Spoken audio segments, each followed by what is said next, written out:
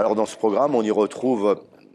j'ai dire un tronc, ce qu'on peut définir comme un tronc commun, dans lequel on va retrouver des sorties pour aller voir des spectacles de type théâtre ou musique. On va retrouver aussi des sorties pour aller visiter des musées, plus axés sur les visites, et puis des activités de prévention. Et en dehors de ce tronc commun, la volonté, effectivement, c'est de proposer aussi un projet un peu plus transversal, un peu plus impliquant pour les aînés, pour les seniors, qui sortent aussi un peu de l'ordinaire, du quotidien social qu'ils peuvent avoir ou que nous, on peut avoir. Aujourd'hui, c'est d'utiliser la culture non seulement comme un outil de médiation au niveau individuel, parce qu'à travers des ateliers d'art-thérapie, certains seniors ont pu effectivement gagner en confiance en eux, par rapport à leur capacité à faire des gestes fins, par rapport à leur créativité, donc ça les a aidés effectivement à retrouver plus de confiance, plus d'estime d'eux-mêmes. Et puis à travers les autres activités qu'on a proposé à un projet fresque, c'est aussi toute l'émulsion qu'il y a eu autour des groupes, et l'émulsion qu'il y a eu parce que ce projet était transversal également entre les différents lieux de vie des seniors, c'est-à-dire qu'il y avait à la fois des publics d'EHPAD, des publics de résidence autonomie, des publics du domicile.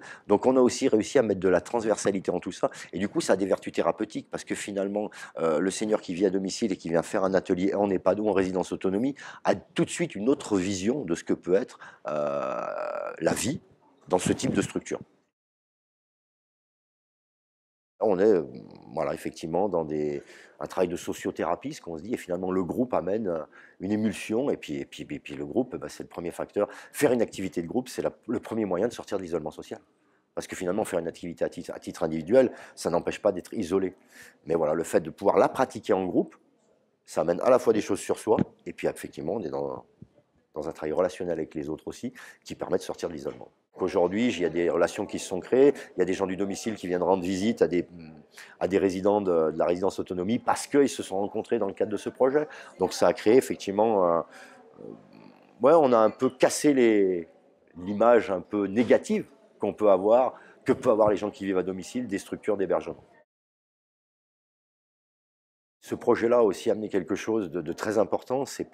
favoriser toutes les collaborations entre les différents acteurs du territoire. Et attention, parce que ça c'est très important aussi, comme le dit souvent Pierre-Olivier, le délégué général du réseau, en sortant du carcan médico-social, c'est-à-dire qu'il y a des acteurs sociaux du territoire, le maintien à domicile. Donc vraiment l'idée c'est d'avoir, très important, la parole des seniors, puisque dans la construction du projet, il y a aussi des représentants du conseil communal des aînés. Pas les oublier parce que c'est quand même eux qui sont à la base de toutes ces réalisations-là. Et oui, le but, c'est aussi de créer de la synergie, de sortir un peu de notre champ d'intervention et d'arriver à composer, à créer ensemble des projets avec les seniors et qui vont dans la direction de leurs attentes, de leurs désirs en termes d'activités culturelles et de loisirs.